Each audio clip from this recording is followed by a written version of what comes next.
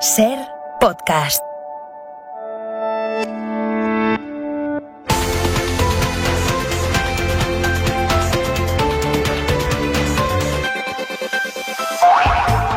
Ayer fue la ley Riders, la que convierte en trabajadores con derechos laborales a los repartidores a domicilio.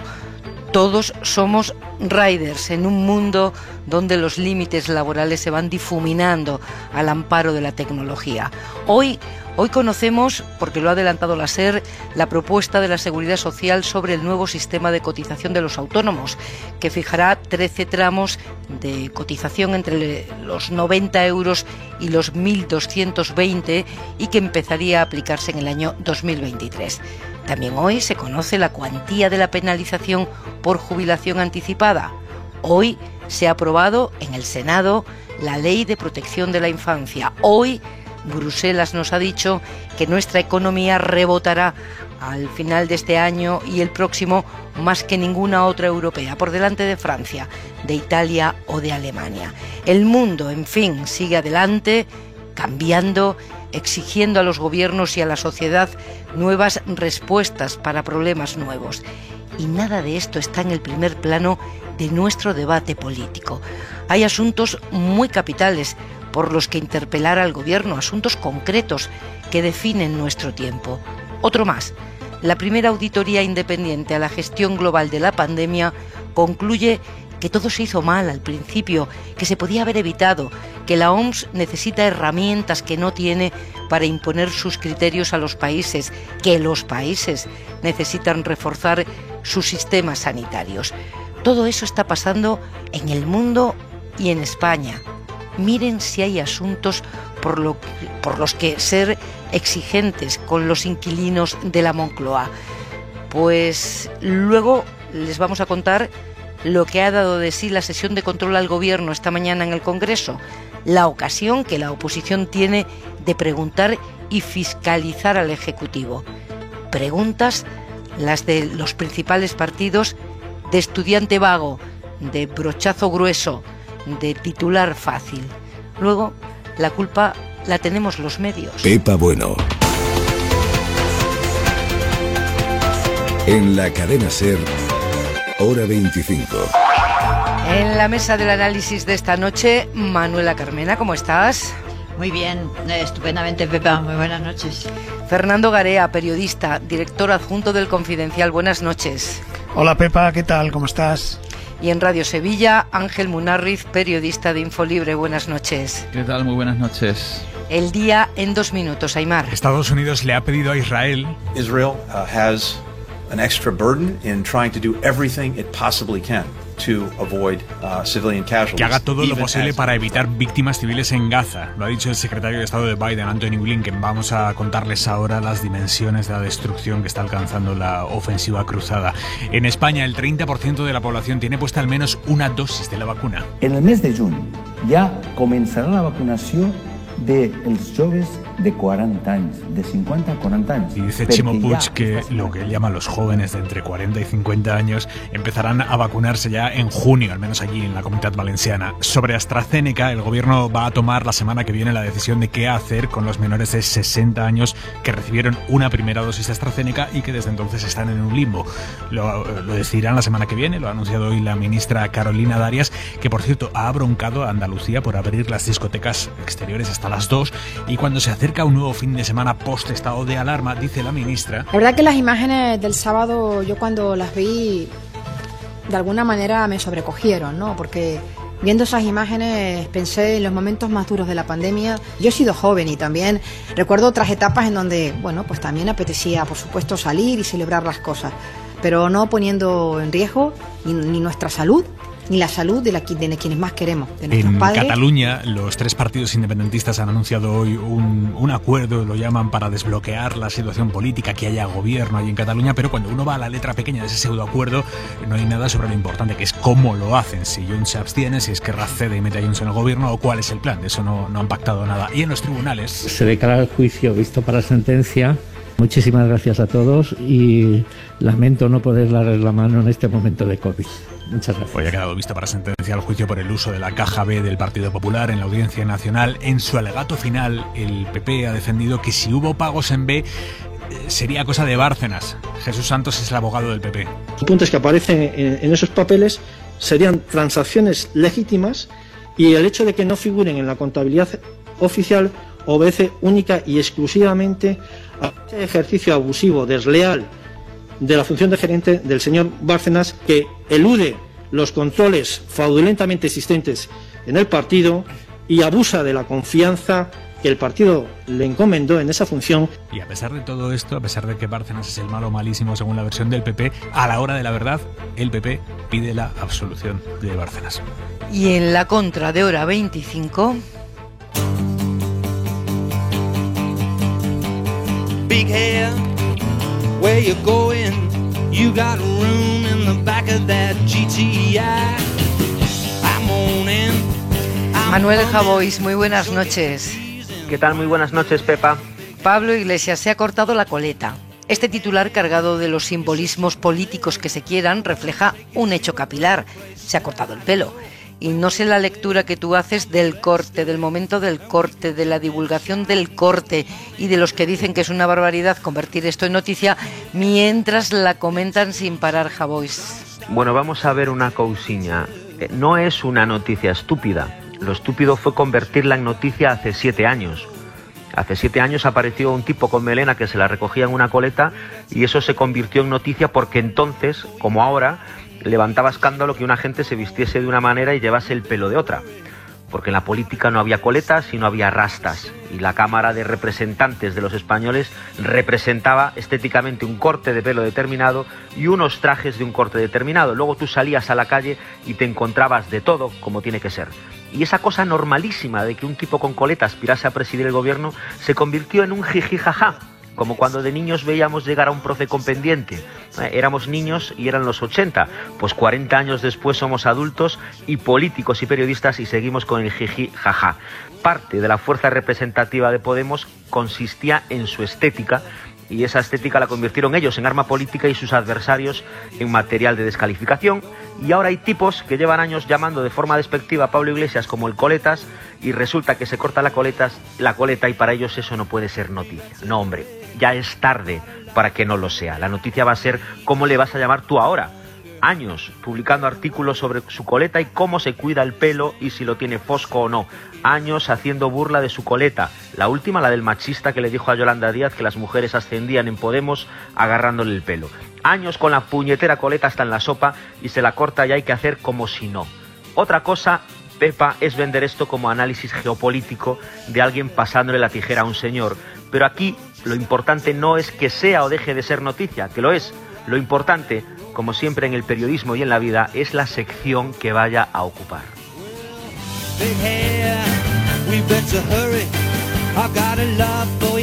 Tú sigues con melena, ¿no, Javois? Que hace días que no te veo. A mí me ha molestado un poco porque yo tenía pensado cortármelo, pero ahora voy a tener que esperar unas semanas. Aguanta un poco. Va a parecer culo veo, culo quiero. No puedo cortármelo. Aguanta un poco, en un tiempillo, sí. Vale. Un beso. Un beso, hasta mañana, chao. Adiós.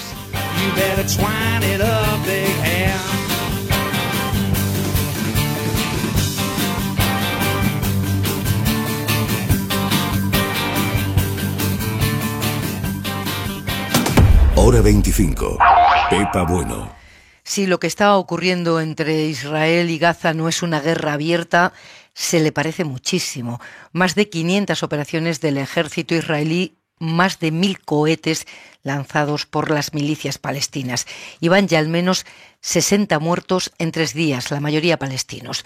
La comunidad internacional llama a la contención, pero los líderes hacen oídos sordos, porque mientras Netanyahu advierte de que se va a pagar ojo por ojo, jamás responde lanzando más proyectiles sobre territorio israelí. Corresponsal en la zona, Oriol Andrés, muy buenas noches. Buenas noches. ¿Qué balance podemos hacer de esta tercera noche de violencia? Oriol, ¿se está viendo la habitual lluvia de cohetes luminosos que hemos comprobado cada noche anterior? Efectivamente, el intercambio de proyectiles no se ha parado. Solo desde las 6 de la tarde las milicias islamistas habrían disparado 180 cohetes más y los habitantes de Gaza siguen temblando con los constantes bombardeos. Hoy Israel ha hundido un tercer edificio de altura. A esta hora son como mínimo 65 los habitantes de Gaza muertos, incluidos 14 niños y 7 bajas israelíes. De hecho, hoy Israel ha sufrido su primera baja militar. A primera hora de la tarde, Hamas ha disparado un misil contra un jeep del ejército israelí cerca de la valla de Gaza y ha matado a uno de los soldados. Como respuesta, Israel ha asesinado a 16 miembros de Hamas, 4 de ellos altos comandantes del brazo armado. Y también muy preocupante a estas horas los enfrentamientos cada vez más extendidos entre palestinos y judíos, todos ciudadanos israelíes en poblaciones mixtas. Se han dado ataques a casas, comercios o espacios de culto de ambas comunidades. El epicentro es la ciudad de Lot, que ha sufrido los peores disturbios. Ayer se decretó el estado de emergencia y un toque de queda, pero esto no ha impedido que hoy hubiera más choques con más de 20 arrestados. ¿Y hay posibilidades reales de un alto el fuego? Porque aunque hoy hemos visto hasta el gobierno de Estados Unidos pedirle a Israel que haga todo lo posible para evitar más víctimas, las decisiones sobre el terreno y las declaraciones de los dirigentes de los dos bandos ante los micrófonos no apuntan en esa dirección, Oriol. Así es, de hecho, el líder de Hamas, Ismail Haniyeh, decía desafiante que si Israel quería una escalada, la resistencia estaba lista y si querían parar, también. Pues bien, por ahora parece que Israel no quiere parar. Así lo ha acordado el Gabinete de Seguridad encabezado por Benjamin Netanyahu, que acaba de terminar justo ahora. Han decidido por unanimidad no aceptar un alto el fuego y continuar con los bombardeos en Gaza. Lo cierto es que Hamas cogió por sorpresa al ejecutivo israelí, que no se esperaba que los islamistas cruzaran tantas líneas rojas, pero a la vez algunos analistas consideran que Hamas podría también haber subestimado la capacidad de reacción de un gobierno en funciones. El conflicto ha mejorado el apoyo al primer ministro y a una posible ofensiva a gran escala. La Casa Blanca ha enviado un viceministro de Exteriores para mediar en el conflicto y se ha unido a los intentos de Egipto y la ONU. Y según avanzó Rusia esta tarde, Hamas está dispuesto a detener los ataques en base a un acuerdo mutuo. Sin embargo, la retórica actual se parece mucho a la previa a la guerra de 2014, la de Gaza. Entonces tuvieron que pasar 50 días y 2.000 palestinos muertos para que se llegara a un alto el fuego. Ambas partes saben que no pueden ganar y que el alto el fuego va a llegar, pero la cuestión es saber cuántos muertos y cuánta destrucción va a costar. ¡Qué horror! Oriol Andrés, línea abierta contigo durante todo el programa por si hay cualquier novedad. Buenas noches. Buenas noches. Haitham Amirat Fernández es investigador principal para el Mediterráneo y Mundo Árabe del Real Instituto Elcano. Muy buenas noches. Hola, buenas noches. ¿Qué tal? ¿Hasta dónde puede llegar esta escalada? Pues va a llegar a un sitio que sabemos por seguro, que es el de sufrimiento, terror y destrucción. Ahí es el destino inevitable de cada nueva ronda de ataques, contraataques y amenazas y escaladas, lo que se suele utilizar, el vocabulario que se repite ya tantas veces, espirales de violencia, operaciones de castigo, ¿no? Cada operación pues con un nombre más sorprendente que el otro. El problema de todo esto, de fondo, es que se va a seguir repitiendo mientras permanezca una situación. La situación es la ocupación. El conflicto israelo-palestino puede parecer muy complejo, puede parecer incomprensible, que viene de siglos o que no tiene solución. Es mucho más simple que eso. Hay una ocupación y hay un ocupante y unos ocupados. Si se entiende que hay una ocupación, pues lógicamente en la salida para evitar todo lo que estamos viendo estos días de nuevo es avanzar hacia una solución que acabe con la ocupación y que dé garantías a las poblaciones, tanto la israelí como la palestina, de vivir en paz. Si se entiende que no hay una ocupación, como hace Israel y muchos de quienes le apoyan, bueno, pues al final no hace falta acabar con la ocupación, sino tachar al otro de enemigo, de terrorista y deshumanizarlo.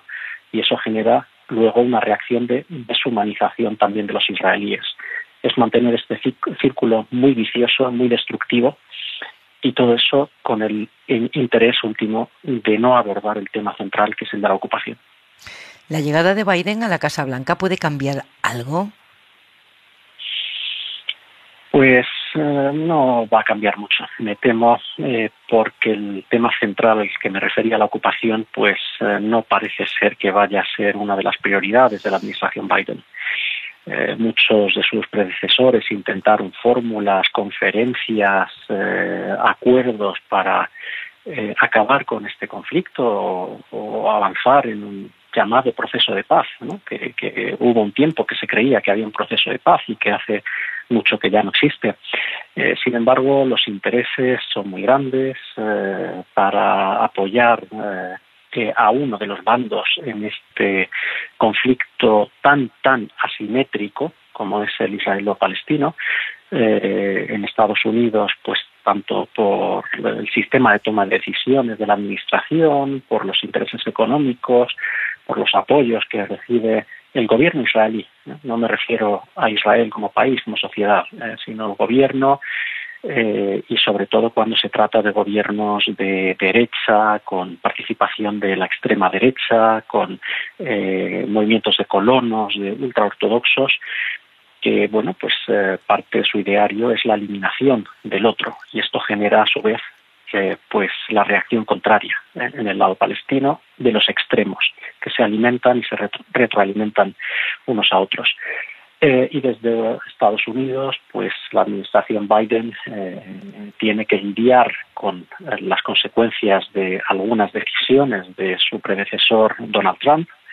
Entre ellas fue el reconocimiento de Jerusalén como capital del Estado de Israel, algo que prácticamente pues ninguna administración anterior lo había hecho, ni otros países democráticos tampoco han entrado en esa línea. Y Trump dijo que Jerusalén ya no era un contencioso en el conflicto entre los israelíes y palestinos, porque él había retirado ese tema de Jerusalén del conflicto. Los hechos están demostrando que no ha sido así, y que seguramente muchas de las decisiones tomadas de forma muy partidista a favor de Israel, pues tienen una reacción que al final pues no avanza hacia una solución pacífica, sino que alimenta estas de nuevo llamadas espirales de violencia y de ataques y contraataques.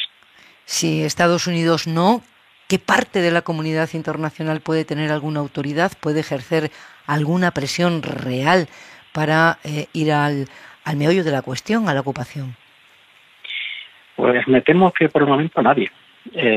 Y no es que eso tenga que ser así siempre. Habrá en algún momento que algo tendrá que cambiar. Y ese cambio pues puede venir de un cambio en la opinión pública internacional.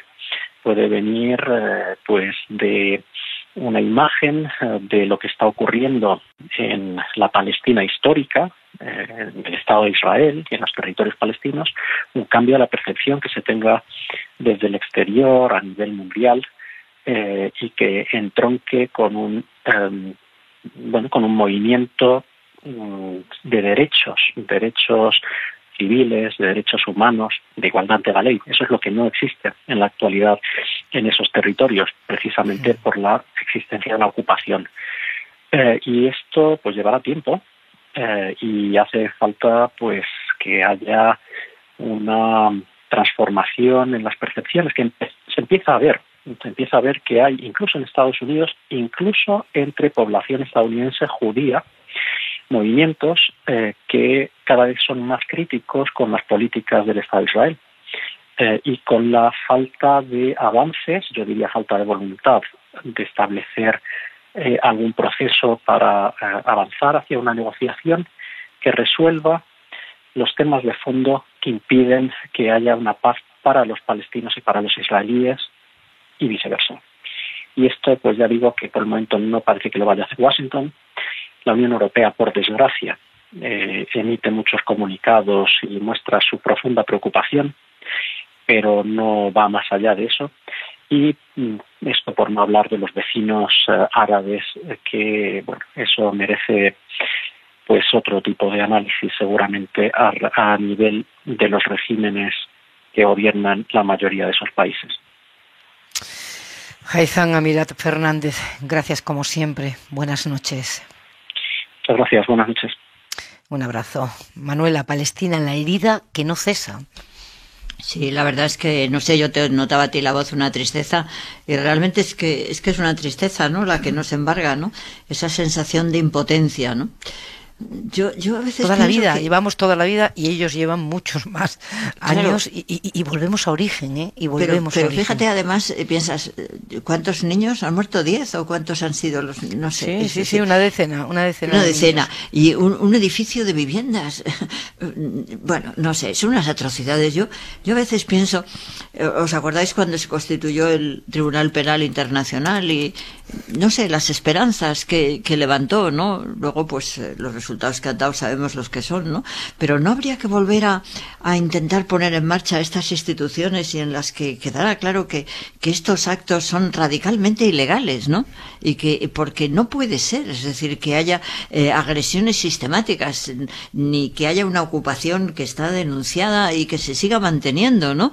No sé, yo ya sé lo que pasó con el Tribunal Penal Internacional, por supuesto Estados Unidos no lo reconoció, ni otros muchos países, ¿no? Pero igual habría que volver un poco a eso, ¿no? Porque algo hay que poner límites, ¿no? A mí me ha resultado esperanzador que se diga que por lo menos parece que hay un cierto ambiente en Estados Unidos respecto a que no se puede tolerar la actitud que, bueno, un poco lo que está pasando, ¿no?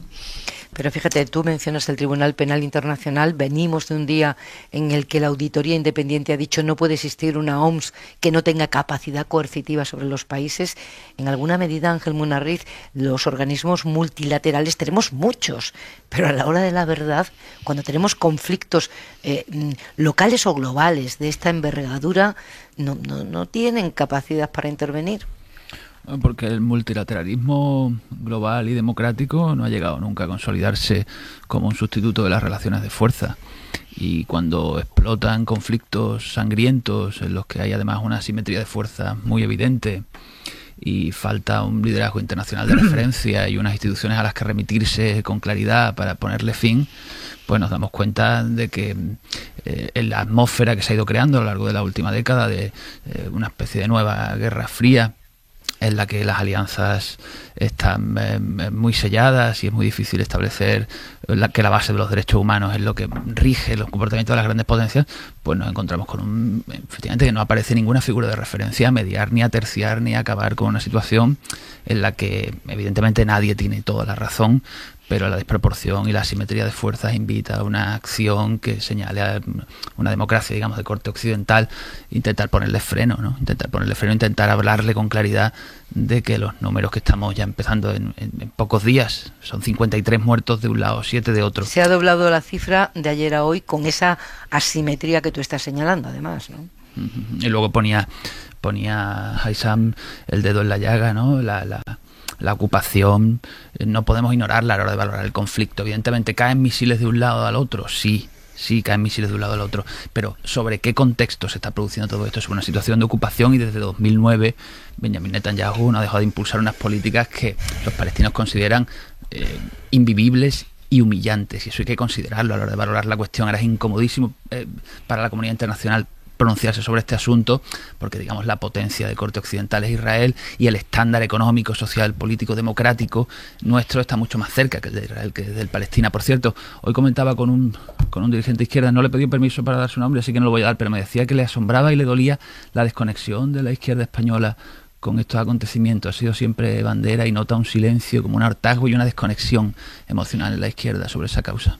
Es verdad, lo hemos comentado nosotros en la redacción también. Por cierto, Manuela, me precisan al menos 14 niños, al menos, porque las cifras son imprecisas. De verdad que lo que decís de los organismos internacionales es verdad, pero también es verdad que en momentos han tenido actuaciones que han sido positivas, ¿no? Yo lo que creo es que estamos viviendo un momento, quizá por la era Trump, que no sé, que ha dejado muy anestesiada todos los organismos internacionales, ¿no? Y de alguna manera pues hay que volver a pensar en ellos y hay que volver a ver cómo podemos influir, aunque no sea nada más que desde las culturas nacionales, desde todas las culturas nacionales, cómo podemos impulsarlos, ¿no? Sí, pero qué curioso, vuelve a pasar sin Trump. Vuelve a pasar justo cuando acaba de llegar Biden. Sí. Ya, lo que pasa es que, aunque sea, como tú dices, pasa ahora con Biden ya, pero los organismos internacionales han estado enormemente petardeados, pero tremendamente, es decir, entonces parece que no, pero ha habido muy poca defensa también de todos los demás países, ¿no? Mira, lo decía en el sentido de que da la sensación de que son palos en las ruedas para el nuevo presidente, no en absoluto insinuando que él lo esté patrocinando o promoviendo. Ya.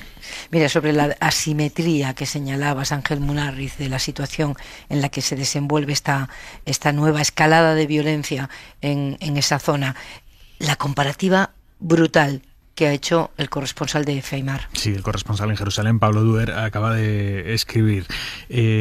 Dice, antecedentes para dimensionar. Guerra de 2008, duró 22 días, más de 1.300 palestinos muertos, 13 israelíes muertos. Guerra de 2012 duró 7 días, más de 170 palestinos muertos, 6 israelíes muertos. Guerra de 2014 duró 51 días, más de 2.200 palestinos muertos, 73 israelíes muertos. Ahora, tras 3 días de conflicto, el corresponsal de EFE en Jerusalén computa en 65 ya los palestinos muertos frente a 7 israelíes muertos. Y cada vida es única, ¿eh? Cada vida cuenta, cada vida es única, pero en fin, conviene tener en cuenta esto que estamos contando. Sí, lo de la asimetría yo creo que es evidente, ¿no? Es de una, porque además se parte de la situación de la ocupación, ¿no? Y acordaros, y del muro, y de todo lo que ya se ha dicho en resoluciones de Naciones Unidas, ¿no? Sí, Fernando. Déjame por obligación, que se entenderá porque lo hago, ya que ha mencionado Aimar a la agencia EFE, que hable primero del trabajo de los periodistas que están sobre el terreno, en especial de la agencia EFE, y que mencione también que precisamente su oficina, una de las oficinas en la zona de EFE, fue afectada por los bombardeos. Y yo creo que como periodista y por razones sentimentales hacia la agencia, creo que no solo hay que condenarlos, sino que hay que ensalzar el trabajo de los periodistas que están en esa zona. Es más, Fernando, al corresponsal de EFE en la Franja de Gaza tuvo que evacuar su oficina porque el ejército israelí le comunicó que le iba a bombardear y tuvo que salir de allí. Lo sé, por eso trabajar en esas condiciones, fíjate, a veces intentamos hacer ver que nuestro oficio de periodistas de los que estamos aquí comentando es igual que el que los que están en situaciones como estas, y por esto me gustaba hablar de ello. Y luego hablabais antes de los organismos multilaterales, que es donde puede estar la solución a esto, o por lo menos las vías de salida. Pero es que cuántas resoluciones hay de la ONU, que es, digamos, el organismo multilateral por excelencia, que no se cumplen en esas zonas específicamente, y en otras, fíjate, Sáhara, etcétera. Es decir, yo creo que precisamente en estas cosas lo que vemos es el gran fracaso del esquema que se ha hecho de organismos multilaterales. Hora 25.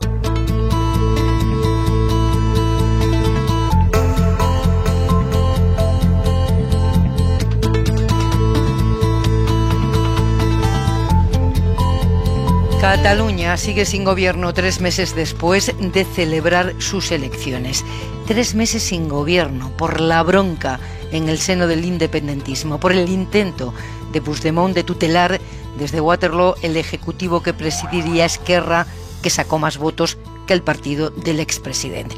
En fin, hoy el presidente del gobierno de España, Pedro Sánchez, ha movido ficha. Hombre, yo creo que llegados a este punto, a lo mejor en Cataluña se podría pensar en un gobierno de izquierdas, porque hay una mayoría parlamentaria en el Parlamento de Cataluña, liderado por quien ganó las elecciones, que es el Partido de los Socialistas Catalanes. Y supongo que no ha sido por eso, pero en cuanto Sánchez ha sugerido que dejen gobernar al partido ganador de las elecciones y que Esquerra se avenga a formar el gobierno de izquierdas que permite lo que votaron los catalanes, PSC, Esquerra y Comunes, bueno, pues los independentistas han intentado desatascar la situación. Radio Barcelona, Xavi Abelló, bona nit. Bona nit, pues sí, ha habido como mínimo una foto de aparente unidad provocada por la CUP con una reunión y posterior comunicado conjunto entre los 3 partidos que han adquirido el compromiso de intentar evitar la repetición electoral.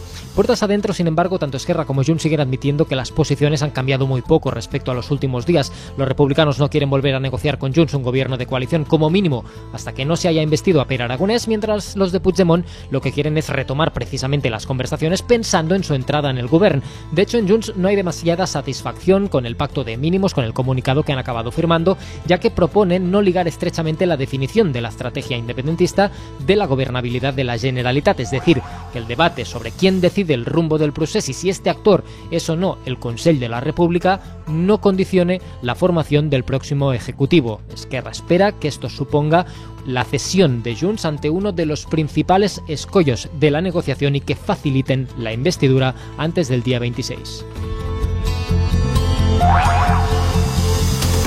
Así que foto de cierta unidad, Esquerra espera que esto suponga... Fernando, nadie dice cómo va a ser ese desatasco, en definitiva, ¿no?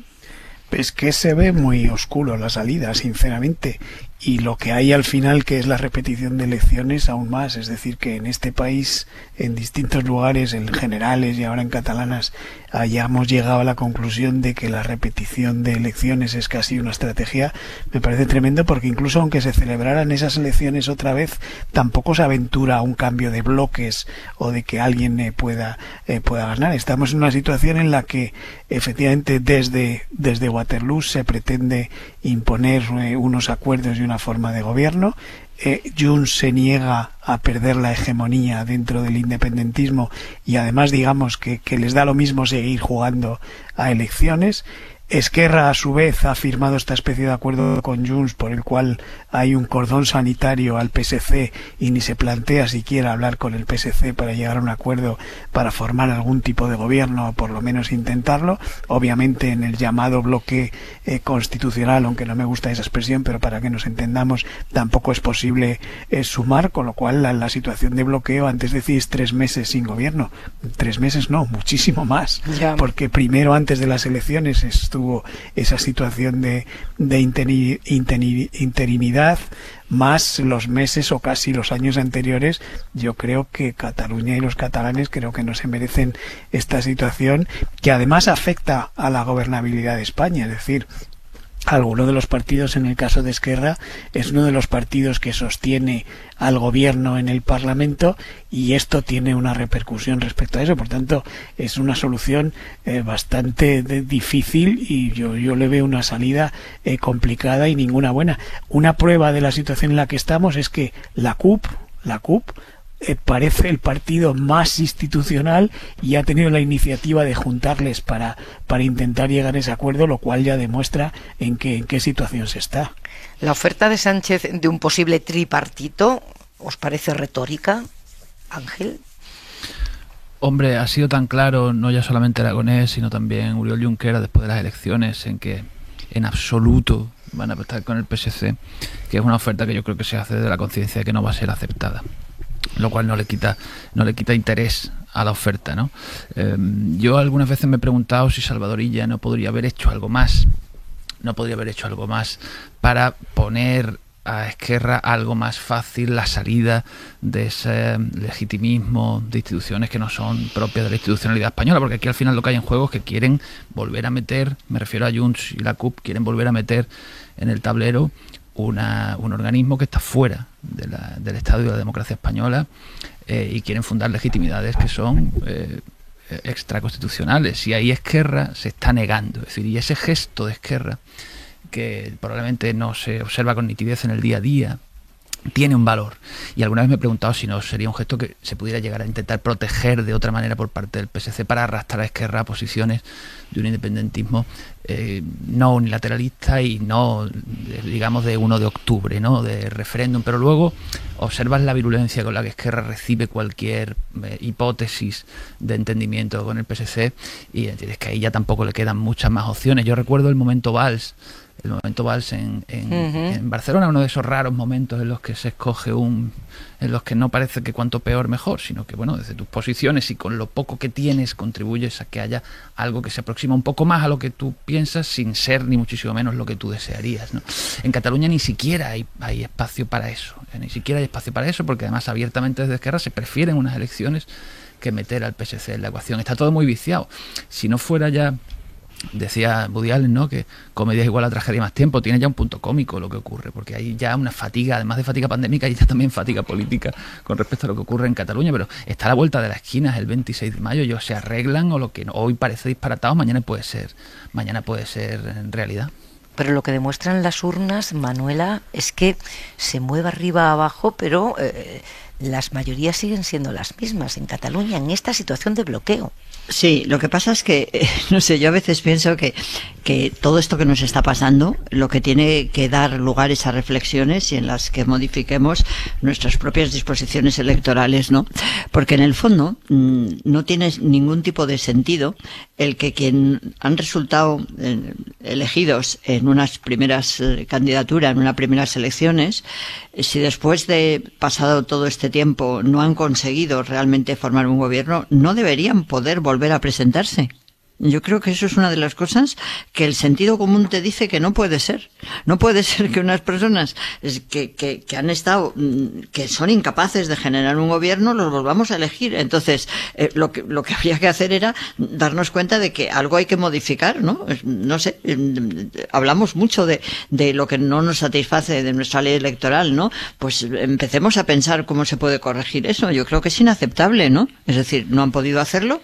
Bueno, no sé, a mí, y luego, de verdad, si hubiera además una transparencia respecto a cuáles son los problemas que impiden llegar a ese acuerdo, pues sería, yo creo, más fácil el poder generar un nivel de presión ciudadana en el sentido de poner los puntos sobre las íes, pero como en el fondo lo que hay son exclusivamente intereses puramente electoralistas, ¿no? Es decir, de ocupación del espacio, de persecución de la hegemonía.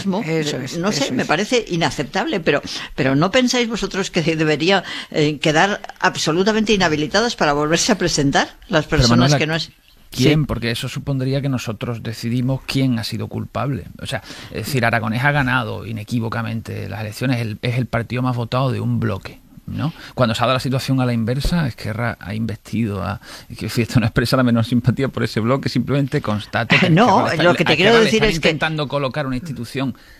Lo que yo quiero decir es que es una responsabilidad efectivamente de los que no han conseguido hacer gobierno, es decir, claro, los que en este caso sería penalizar a Esquerra Republicana de Cataluña, que Esquerra Republicana de penalizar, claro que sí, porque yo creo que llega un momento, pues si Esquerra tiene que saber lo que vosotros decíais antes, bueno, ¿por qué no intentar hacer un cambio y hablar con el Partido Socialista y hablar con los comunes?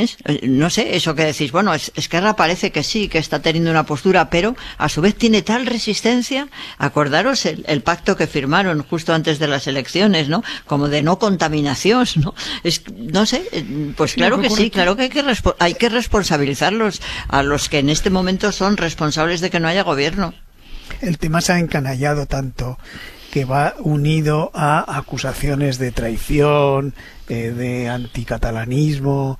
Quiero decir que es un tema que es posible que tenga razón. Yo he empezado por decir antes que una de las cosas más preocupantes es que después de lo que ocurrió en las primeras generales que se repitieron, ya hemos quitado el precinto a esa fórmula de repetir elecciones y parece que se ha convertido en una estrategia en la que les decimos a los electores, no, oiga, vuelvan a votar que han votado mal. Claro. Yo estoy de acuerdo, lo que veo la dificultad, más allá de que los propios ciudadanos a la hora de votar penalicen ese tipo de conductas. Hombre, sí, claro. Pero que hay dificultad.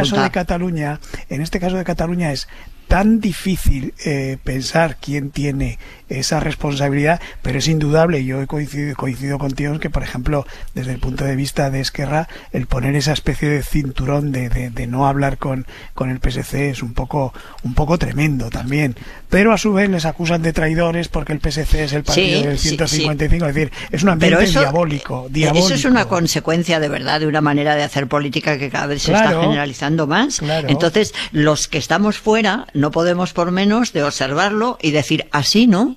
así no podemos seguir, ¿no? Porque es que el desprestigio es constante, ¿no? Yo no sé si vosotros recordáis los últimos balances de desprestigio de la clase política del CIS, pero yo creo que estábamos en un 90%, ¿no? O algo así. Sí, muy alto, altísimo. Bueno, ¿qué queréis? ¿Que lleguemos al 100%? No sé. Al contrario, lo que demuestra el CIS precisamente es que los ciudadanos se preocupan más por los políticos que los políticos por los ciudadanos. Quiero decir, hombre, yo creo que eso es lo que es por la cuenta que nos tiene, ¿no? Claro, porque es que a todo esto nadie parece pensar en Cataluña que, bueno, sigue habiendo personas en la UCI, sigue habiendo personas que se mueren cada día, hay que tomar medidas, etcétera. Es decir, es una catástrofe, es una calamidad. Claro, eso es lo que yo quiero decir, que es que yo me resisto un poco a pensar que se pueda plantear otras nuevas elecciones y sobre todo, no sé, algún día si reflexionamos un poco también lo que pasó en las generales, ¿no? Es decir, no sé, yo creo que tenemos que pensar que así no podemos seguir, que hay que cambiar los mecánicos, el mecanismo electoral, hay que cambiar la cultura electoral, ¿no? Hay que cambiar la concepción que tenemos de los partidos, no sé, yo creo que hay que ser muy críticos. Guárdate ese hay que cambiar, que queda una noche muy larga por delante y me temo que lo vas a decir muchas más veces, Manuela.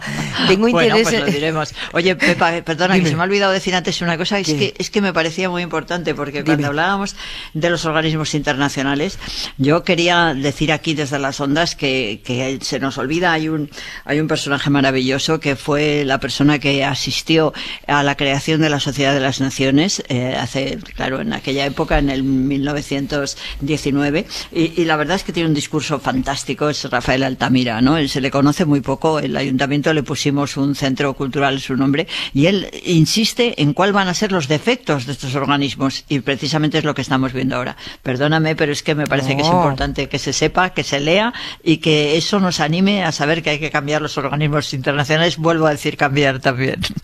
Rafael Altamira.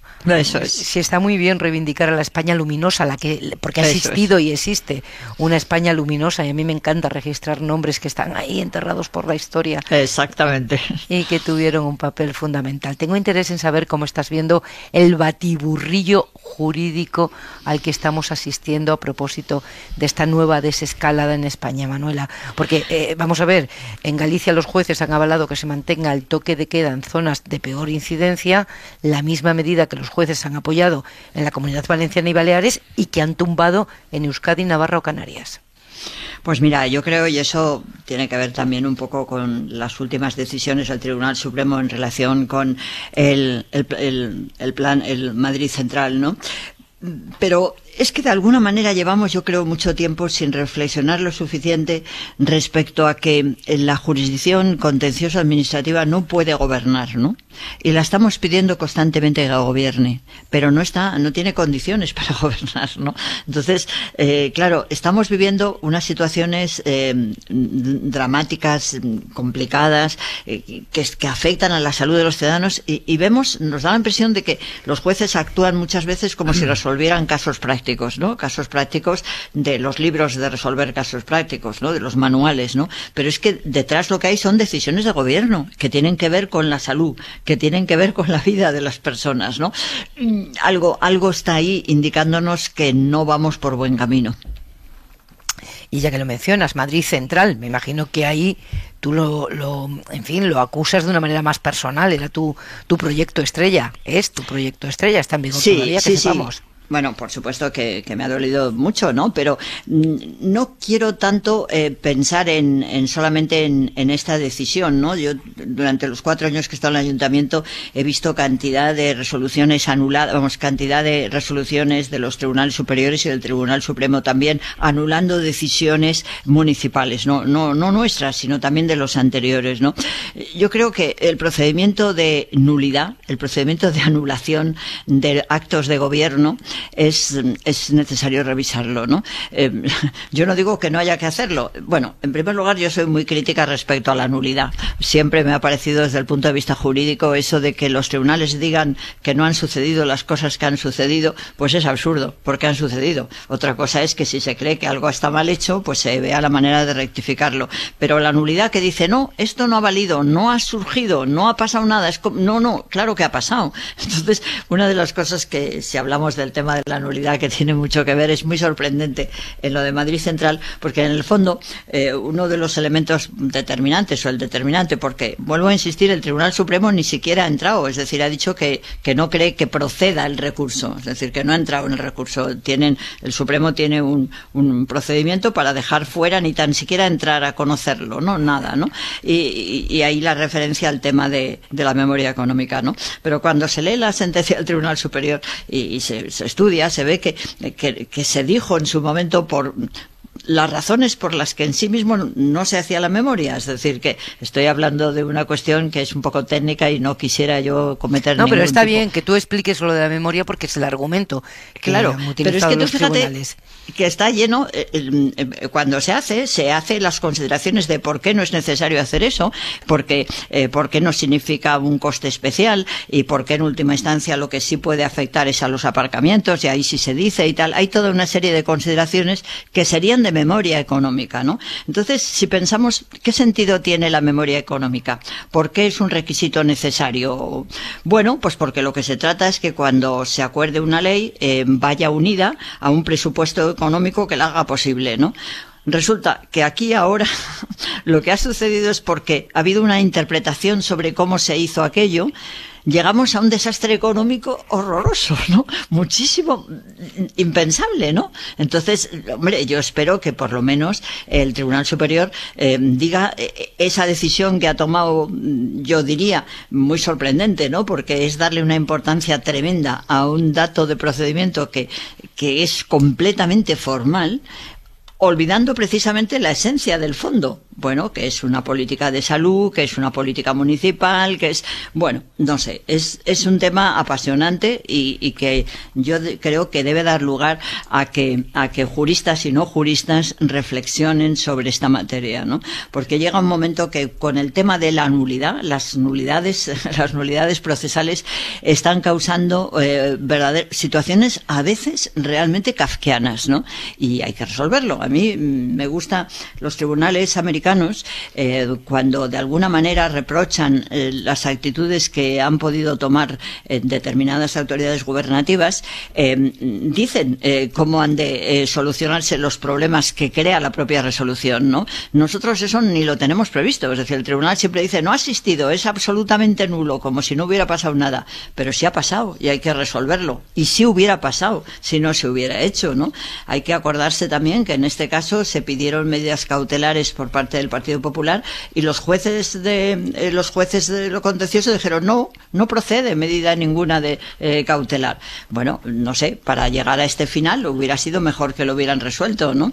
Yeah. En fin, es un tema apasionante y que tiene que ver mucho con esa concepción, yo creo, equivocada que estamos entendiendo de que los jueces pueden gobernar.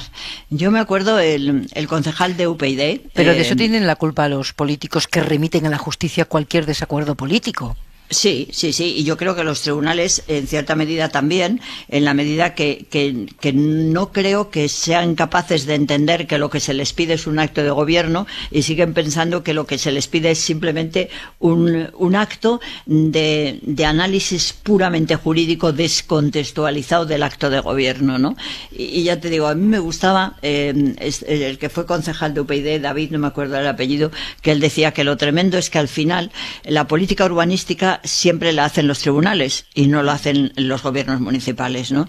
Y algo de eso hay, y eso es muy, no sé, no es bueno, es una mezcla de poderes que no tiene mucho sentido. David Ortega, ¿puede ser? Eso es, David Ortega, sí. David Ortega, ese concejal de UPyD que mencionabas. No sé si queréis decir algo de esto, Ángel o Fernando. Os llevo ya a la sesión de control al gobierno. Lo siento. Ya sé que no tenéis muchas ganas, pero vamos a ir ahí. Sí. Vale, pues avanzamos. Porque los periodistas siempre conservamos la esperanza de que un cara a cara en el Congreso de los Diputados pues nos depare alguna sorpresa, un rayo de esperanza de que la política española abandona ese aspecto de reñidero de gallos a donde solo se acude a desgastar. Al contrario, no ha habido suerte hoy en la sesión de control al gobierno, admirable mecanismo, hablando de mecanismos, que debe servir para que la oposición controle lo que hace el Ejecutivo. Pierdan toda esperanza, hoy por lo menos. Era la primera vez después de la retirada del estado de alarma, era la primera vez después de las elecciones de Madrid. Demasiadas tentaciones para no convertir la tribuna en un mitin. Señor Sánchez, ha conseguido el peor resultado de la historia del Partido Socialista en Madrid. Y es que los españoles ya están hartos de sus mentiras, de su incompetencia y de su arrogancia. ¿Cómo puede decir que estamos en la senda de recuperación con 6 millones de desempleados y 2 millones de familias en las colas del hambre? Se le está poniendo cara de Albert Rivera. Quedan 98 días para lograr esa inmunidad de grupo y una recuperación económica que empezamos ya a ver en los datos económicos. Señor Sánchez, se le está poniendo cara de Zapatero. Pero para usted es asumible 99 días más con 200 muertos como ayer. Mire, en año y medio apenas de legislatura, usted ya es un pato cojo. Señor Sánchez, sea valiente, porque su empecinamiento cuesta vidas. Dije que la primera semana del mes de mayo íbamos a tener 5 millones de españoles y españolas con pauta completa. Hoy le puedo garantizar que la primera semana de junio van a ser 10 millones los españoles y españolas que tengan pauta completa. Ángel, que tenías ganas. No, me parece especialmente interesante que se produzca esta disputa tan agria cuando en realidad yo detecto que a efectos de pandemia hay cada uno con sus detalles, un cierto consenso político de fondo. Porque yo creo que los dos han olido en el ambiente de la sociedad española un deseo de desahogo y de, por decir la palabra de moda, libertad. Aunque libertad es una palabra polisémica y sabemos que no solamente significa salir a la calle a desahogarse. El presidente del gobierno anunció el final del toque de queda en la pre-campaña madrileña. Los presidentes autonómicos del Partido Popular han estado dándose toda la prisa que podían por lanzar mensajes de relajamiento de las medidas, y el refrendo popular del desahogo que se produjo en las elecciones madrileñas ha convencido a todo el mundo de que es momento de dar buenas noticias, incluso aunque desde luego no es ese el consenso sanitario que hay. Es todo este ruido, evidentemente, que nos priva de hablar de cuestiones importantes. A mí me gusta este tema porque yo creo que un gran tema para hablar son los temas. Yo llevo mucho tiempo pensando que España tiene un problema de prioridades en sus temas, es decir, tanto para lo bueno, es decir, creo que estamos hablando muy poco de lo bien que estamos vacunando mejor que la media de la Unión Europea, como también de lo malo. Creo que tenemos completamente hurtado el debate sobre los enormes desafíos que tenemos, es decir, desde el demográfico, pensiones, fiscalidad, paro, mercado laboral.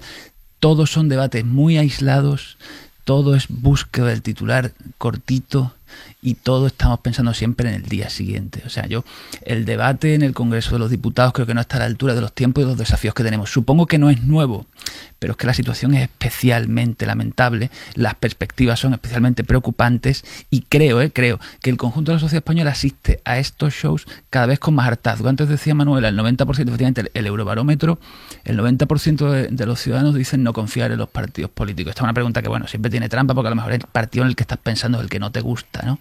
Pero si ves la evolución de los tres principales problemas del CIS hasta que dejaron de preguntar por los políticos expresamente, la gente está hastiada de la política hasta unos niveles que ahora que se cumple los 10 años del 15M, esto no es un 15M, lo que era indignación más o menos impugnatoria, un poquito naif de hace 10 años, hoy es un cabreo antipolítico que quizás no van a capitalizar las asambleas, ¿eh? El cabreo que hay en la calle, yo creo que el conjunto, de la dirigencia política debería tomar conciencia de que a lo mejor no es momento de frasecita ingeniosa, de yo lo he hecho todo bien y tú todo mal.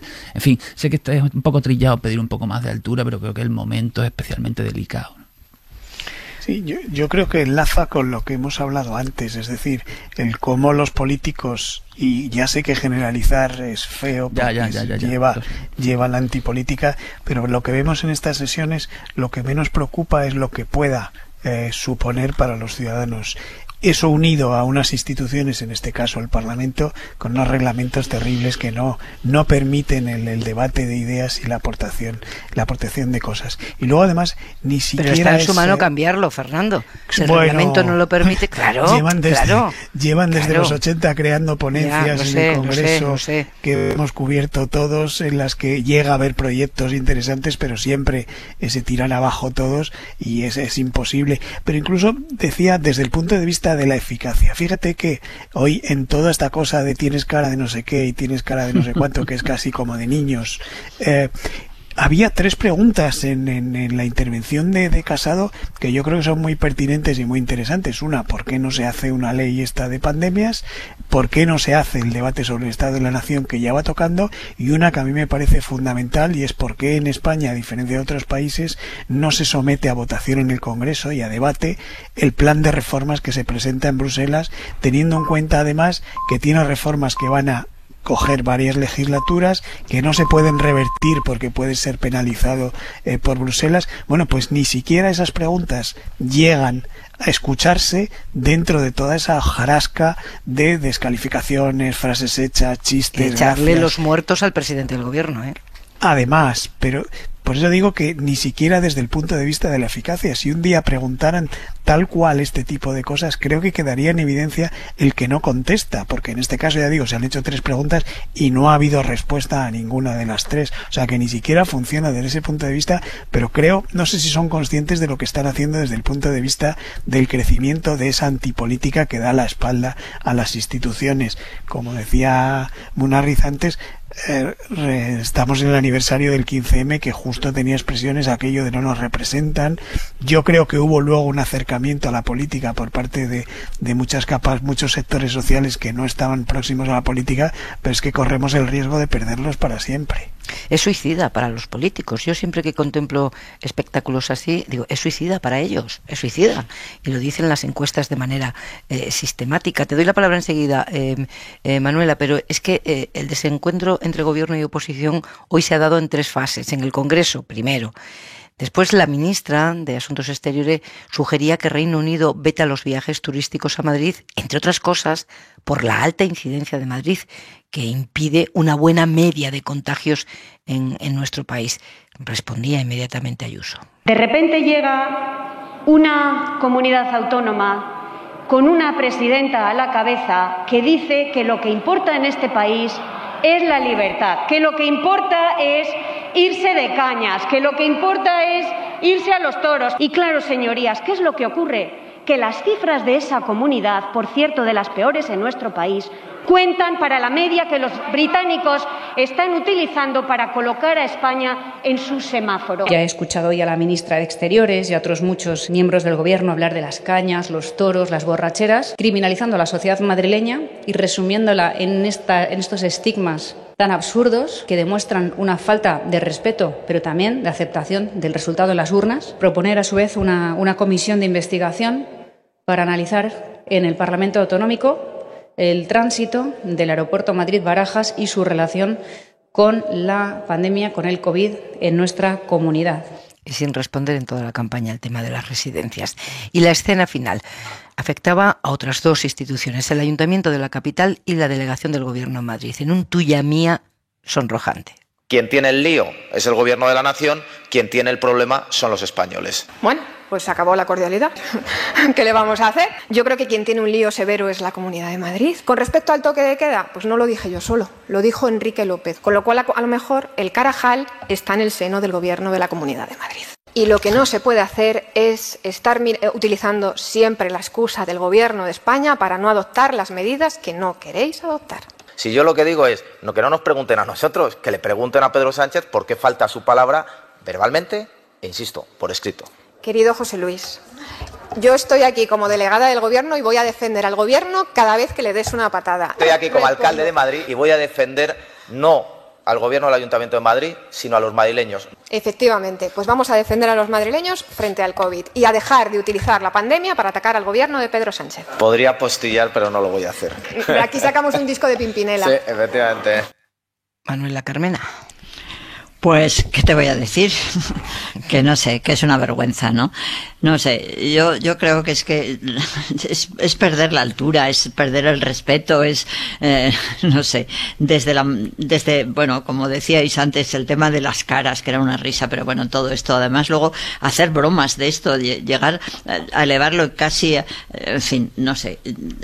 un desastre. Yo, para proponer cosas, digamos, positivas, pues creo que debemos que hacer un esfuerzo, respirar fuerte y decir, tenemos lo que tenemos, entre todos vamos a ver cómo podemos ayudar un poco a que esto vaya algo mejor, ¿no?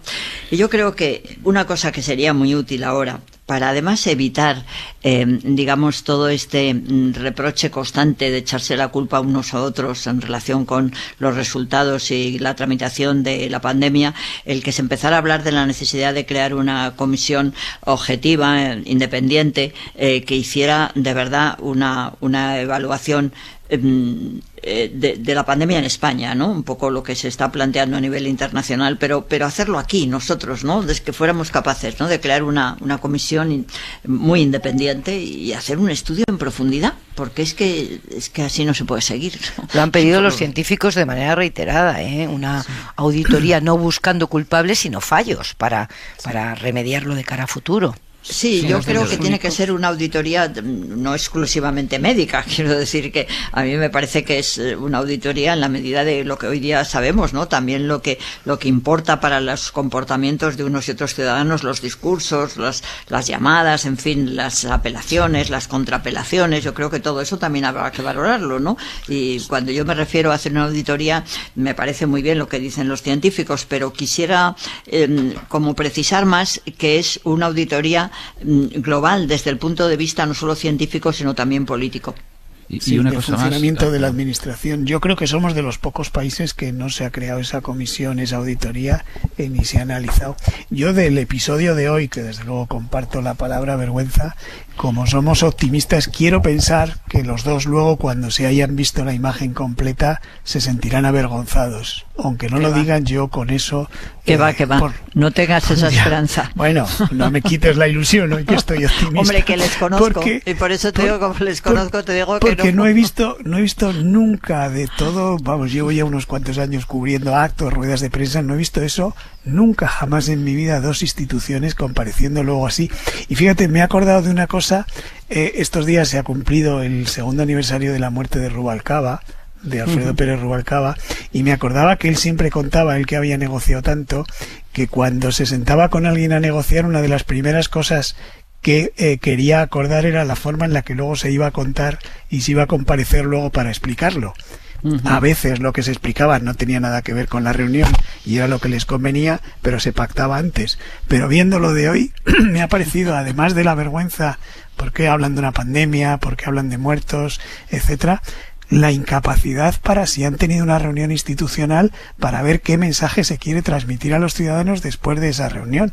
Y desde luego, si vamos a estar 2 años en Madrid hasta las elecciones en este clima de confrontación que ya ha habido en la campaña y en la precampaña, desde luego estamos apañados. Sí, bueno, decíamos que había habido un momento valle, pero ha durado unas semanas, ¿sí, Ángel? No, bueno, que ha habido un éxito electoral de la actitud de confrontación contra el gobierno. Es decir, todo el mundo ha tomado nota de que darle guerra al gobierno sale a cuenta electoralmente. No todas las sociedades ni los ecosistemas políticos y mediáticos son los de Madrid, pero yo dudo que en Andalucía, donde ahora se desplaza el ojo de Mordor, porque somos los siguientes nosotros en tener elecciones, quizás, pues yo no me cabe la menor duda de que el gobierno de la Junta de Andalucía ha tomado buena nota de que ir contra el gobierno, contra sus políticas, sale más rentable desde el punto de vista electoral que dar cuenta de tu gestión. Es decir, si a alguien no le gusta el ayusismo, yo le recomiendo que baje la televisión porque cotiza la alta electoralmente y ha disfrutado. Y sobre el asunto de Madrid, si me permitís, evidentemente es poco edificante. No es lo mismo empezar una falta, digamos, de consideración institucional que darle continuidad. Quizá no debería haber entrado al trapo, pero quien ha abierto fuego es el alcalde y creo que no es... Yo al menos sí creo que hay que hacer esa distinción porque el que ha empezado es el alcalde. Es que es muy importante, pero es que es muy importante, Ángel, distinguir, porque si no los metemos a todos en el mismo saco y eso sí que es antipolítica, ¿no? Claro. Sí, no sé, yo te quería hacer algunas matizaciones porque yo creo que no es el éxito de la señora Ayuso, no ha radicado en la confrontación contra Sánchez. con eso, naturalmente, ha unido todos unos sectores importantes, conservadores, ¿no?, de derechas, que efectivamente sabemos que existen en nuestra sociedad, ¿no?, y desde luego en una sociedad como la madrileña, ¿no?, por las circunstancias que todos sabemos, ¿no? Pero la diferencia, donde ha dado el salto, yo creo que no es en la confrontación con Sánchez, sino es mucho más en unos valores muy propios, yo creo, por la propia características de la líder en este caso, ¿no?, que ha sabido dar, pues, bueno, una imagen, no sé, de frescura, de cotidianidad, de vulgaridad, de no sé. Yo creo que no se la ha visto muy política, fíjate, se la ha visto más no política, sin perjuicio de que ha conseguido, por supuesto, incorporar a todos los votos de la derecha de Ciudadanos y muchos de Vox y por supuesto los del Partido Popular. Pero si nos damos cuenta del número de votos que tenía el Partido Popular antes, ¿no?, y de los votos que ella misma dice que no son suyos y que son como de otros, ¿no?, que han sido robados o algo así, creo que dijo, bueno, quiere decir que proceden, pues yo creo que es interesante ese matiz, ¿no? Es decir, que no creo que lo que la haya llevado a conseguir un éxito electoral tan rotundo sea la confrontación, no lo creo. Sí, creo que lo que dice en realidad, Manuel, es compatible con lo que yo digo, aunque yo ahí no había puesto el énfasis, lo había puesto en otro punto. Lo que sí que creo es que la fotografía de consenso con el presidente del gobierno hoy para los presidentes autonómicos pues cotiza un poquito a la baja, y eso en un escenario de reparto de fondos, de coordinación de medidas, pues es complicado para la llamada cogobernanza, y lo vamos a ver, lo vamos a percibir. Creo que en Andalucía vamos a ver episodios de confrontación más frecuentemente ahora de lo que los hemos visto hasta ahora. Y luego queremos que hagan una comisión para analizar políticamente y científicamente cómo ha sido la gestión, qué podemos mejorar. Hoy ha salido de nuevo en la sesión de control al gobierno lo de gobierno ilegítimo, lo ha sacado Vox de nuevo, lo de gobierno ilegítimo, que eso está sonando desde el primer momento que se constituyó el gobierno de España y que, en fin, estuvo muy presente desde el comienzo también de la gestión de la pandemia. Y algo más, porque lo hemos contado aquí en la SER y me parece revelador de esta política espectáculo, ¿no? Porque la SER les está contando que el gobierno del PP tenía listo en febrero del año 2018, solo unos meses antes de la moción de censura, un informe para cobrar por el uso de autovías, para recaudar 2.700 millones de euros con ese nuevo impuesto que estaría en vigor hoy en el 2021, Aimar. Sí, el PP pidió el informe en 2018 al INECO, que es una consultoría pública de ingeniería civil. El gobierno de Rajoy pidió el estudio no de si podía cobrar el impuesto en las autovías, sino de cuánto podía cobrar, dando por hecho que podía hacerlo. Ese informe se solicita, es literal, con carácter urgente para su aplicación en el horizonte 2021. El documento está fechado el 22 de febrero del 18, 99 días antes de la moción de censura. Planteaba recaudar 2.743 millones al año en peajes por el uso de la red de autovías y, ojo, reconocía que el cobro previsiblemente debería extenderse también al resto de la red de carreteras. De hecho, en el último párrafo, el informe lo pueden ver en cadenaser.com, en el último párrafo se advierte de que el 100% de la red de alta capacidad pasaría a estar grabada por tarifas, pero que ello, además, debería verse acompañado de la adopción de medidas adicionales en el resto de la red con el objeto de evitar ineficiencias y desequilibrios no deseables en el uso del sistema. Vamos, muy parecido a lo que está planteando el gobierno en el informe que ha remitido a Bruselas y que está siendo combatido ya por tierra, mar y aire políticamente por la oposición, ¿no? La política espectáculo por un lado y los datos de la realidad por otro. Por cierto, esa campanita, Aimar, no era tuya, ¿no? Esa no, que te ha recibido. Es el teléfono de alguno de vosotros, mío no ha sido. Sí, era el mío, perdón, he sido yo soy la culpable. Digo, qué aparición tan estelar la de Aimar en esta ocasión con ese... Con campanitas. Con campanitas. Oye, he puesto una decoración auditiva muy original. Era bonita, sí, muy. Sabes que yo cambio el sonido de... aunque ahora ya no llamamos tanto, afortunadamente. Cuando recibíamos tantas llamadas y menos mensajes, yo cambiaba cada poco el sonido para evitarme el estrés. Me parece muy bien. Lo cambiaba cada muy poco al mes, cambiaba siempre el sonido del teléfono. Pues he sido yo, perdonar, es decir, nada, tenía demasiado cerca. Nada.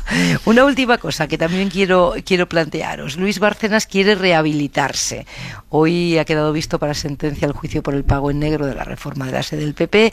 8 años después de que El País publicara los papeles del tesorero, lo hemos escuchado a él decir que todo lo que apuntó ahí era verdad, y a los apuntados como cobradores, Aznar, Cospedal, Arenas, decir que ellos no son, que habrá otros Javieres Arenas en el PP, pero que él no era. Bueno, Bárcenas ha anunciado su intención de reunirse con víctimas de la corrupción en un programa de justicia restaurativa que se va a impartir en Soto del Real. ¿Y en qué consiste, Aimar? Mira, es un taller de diálogos restaurativos como en el que participó en su momento Rodrigo Rato. Son similares, salvando todas las distancias, pero son similares a los que se celebran entre los presos de ETA arrepentidos que se acogieron a la vía en Anclares y las víctimas de la banda. El programa se basa en 10 sesiones grupales con otros presos, sesiones coordinadas por una ONG especializada en mediación, y después de esas sesiones se celebra 1 o 2 encuentros entre el delincuente y víctima, que puede ser alguien directamente afectado por el crimen del condenado o alguien afectado por otros casos de corrupción. El objetivo es darles a los presos la oportunidad de reflexionar sobre su delito, su responsabilidad, su arrepentimiento y también la opción de pedir perdón a la víctima. Es verdad que en este momento de la historia tenemos una pulsión punitiva tremenda. No sé si en este momento de la historia más que en otros, pero ahora mucha, pero la rehabilitación, Manuela, forma parte esencial de nuestro sistema penitenciario. También la rehabilitación de un corrupto, ¿no? A mí me llamaba mucho la atención cómo se rehabilita a un corrupto. Pues mira, es apasionante. Yo la verdad es que este es un programa, el director que tenemos ahora, el director de instituciones penitenciarias, es un hombre de verdad audaz, excelente, lo conozco muchísimo, ¿no? Y él fue también juez de vigilancia penitenciaria y fue también en el número 1 donde yo estuve en mi juzgado, ¿no? Y de verdad que la reinserción es una actividad que permite apostar siempre por el ser humano, ¿no? El ser humano puede cambiar y la verdad es cierto que cuando tienes pues choques, cuando tienes digamos experiencias, como significa que una persona pues que ha tenido los cargos y ha tenido la importancia que ha podido tener Bárcenas o cualquier otro similar, se ve metido en una cárcel como los demás, porque está en una cárcel como puede estar pues la persona que ha hecho un atraco o el que ha hecho cualquier otro delito, ¿no? Eso es un shock y de ese shock se cambia. La gente puede cambiar y hay que dar una alternativa para cambiar, ¿no? Yo creo que una cosa muy importante para el cambio es ser consciente del daño que has hecho, ¿no? Yo me acuerdo cuando yo era jueza de vigilancia penitenciaria, empecé un sistema que antes no se hacía nunca, ¿no? Y era que cuando se daba la libertad condicional a alguien, pues yo les exigía que pagaran la indemnización que se hubiera establecido para la víctima, ¿no? Pues a lo mejor era un chaval simplemente pues que le había dado un tirón de un bolso a una señora y entonces pues la indemnización era a lo mejor, yo qué sé, estábamos hablando de pesetas, entonces poneros que fuera 25.000 pesetas, ¿no? Y yo me acuerdo que cuando se lo decía a ellos se quedaban así y me decían, pero si yo, oiga, jueza, si yo aquí ya he sufrido, yo he pagado con sufrimiento, ¿no? Yo les decía, no, es que eso que tú dices no has pagado, pues lo que tú tienes que pensar es el daño que has hecho a una persona, ¿no? Y tienes que tener una relación con esa persona para superar ese daño que le has hecho, ¿no? Es decir, yo creo que ese es un elemento importantísimo de la justicia restaurativa y que siempre hay que encontrar vehículos en que las personas que han hecho el daño que significa el delito se den cuenta del daño individual y concreto que han hecho a los que les han impedido pues desarrollar su vida, realizarse, lo que sea, en este caso concreto, ¿no? Yo creo que es importantísimo buscar personas de las que han sido absolutamente afectadas por lo que significa la corrupción, que la corrupción significa cantidad de dinero que se desplaza, que se podía haber intervenido en paliar cantidad de situaciones dramáticas que tienen muchos sectores sociales y que no se ha hecho, ¿no? Yo por eso soy enormemente partidaria y creo que además hay un interés internacional muy importante en estos programas de reinserción.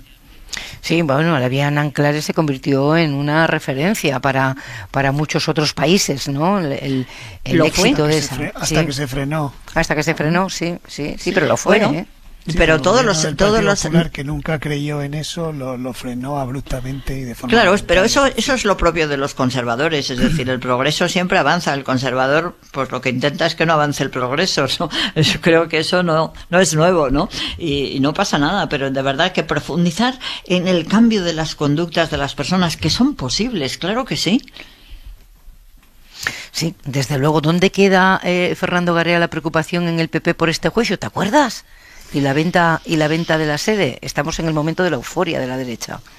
Sí, bueno, es que acuérdate, justo después de las elecciones catalanas, en el momento aquel de depresión, esa misma semana, encontraron como señuelo lo de la sede, que me consta que están buscando, pero que no han encontrado, por lo menos hasta donde yo sabía hace unos días. Sí que han conseguido de alguna manera en el discurso separarse de esas acusaciones, pero les seguirá saliendo esto ahora. Este juicio que ha terminado hoy, en nada habrá una sentencia que supongo que será muy incómoda para el Partido Popular, luego recursos, quedan otros casos, etcétera. Quiero decir, como hemos dicho muchas veces, esa mancha les va a costar mucho tiempo poderla quitar plenamente al partido, a la marca, digamos. Yo tengo que aprovechar que tengo a Ángel Munarri siempre aquí para abundar un poquito en Andalucía, siquiera al final. El PP en Andalucía, el PP que decimos desde Madrid, el PP moderado, el PP pragmático, la antítesis de Ayuso, y tú sugerías hace unos minutos, Ángel, que vamos a ver confrontación a la madrileña en Andalucía.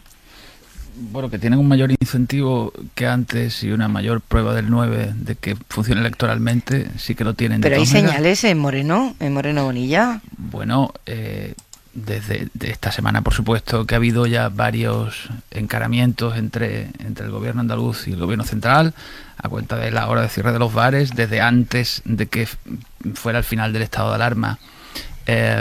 Había advertencias gravísimas de que todo iba a ser un caos, por supuesto, por culpa del gobierno. Insisto, en este asunto yo creo que todos son responsables de que hayamos llegado hasta este punto sin herramientas claras y sin herramientas ágiles, y para vernos otra vez en la incertidumbre judicial, y ninguno sobrevive a la hemeroteca. Pero el gobierno andaluz, que siempre ha tenido dos voces, tiene dos tenores.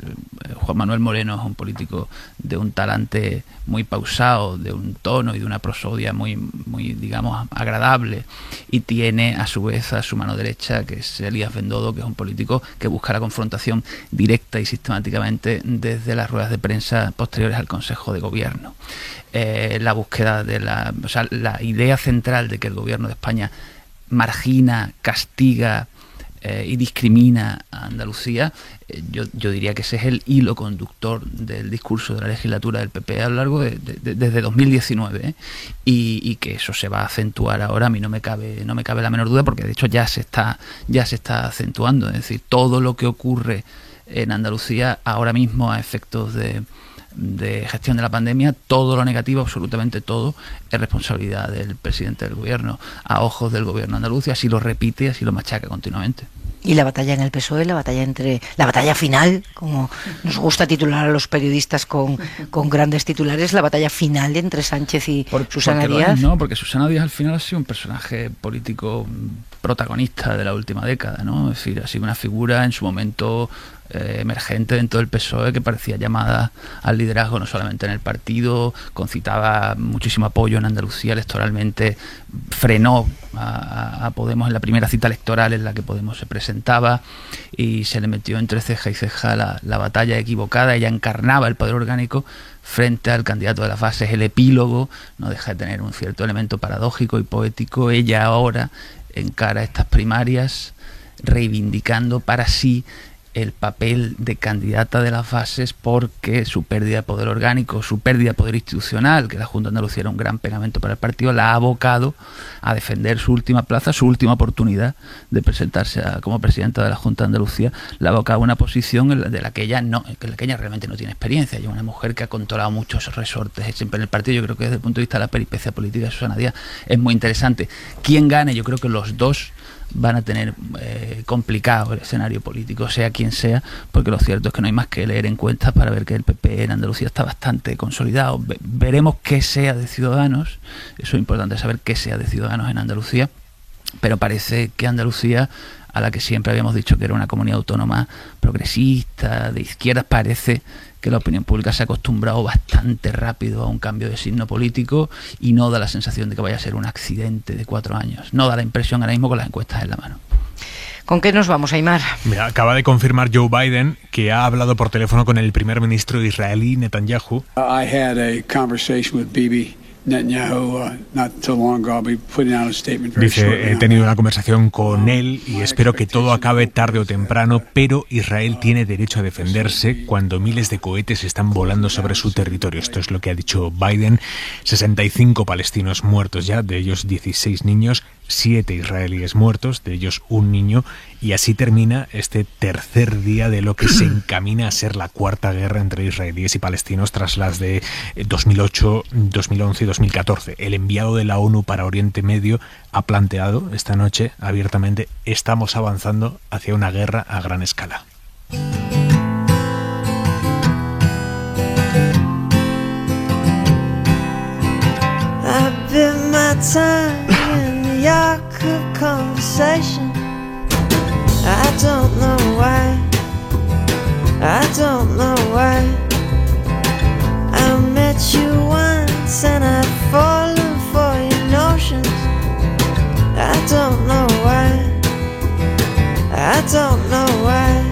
Manuela Carmena, Fernando Garea, Ángel Munarriz, un placer, buena semana, muchas gracias.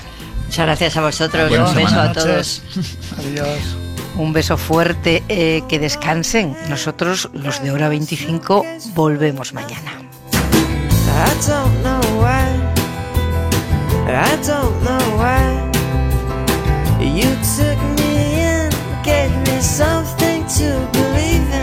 Suscríbete a Hora 25. Todos los episodios y contenidos adicionales en la app de Cadena SER y en nuestros canales de Apple Podcast, Spotify, iVoox, Google Podcast y YouTube. Escúchanos en directo en la SER de lunes a viernes a las 8 de la tarde. Cadena SER. La radio.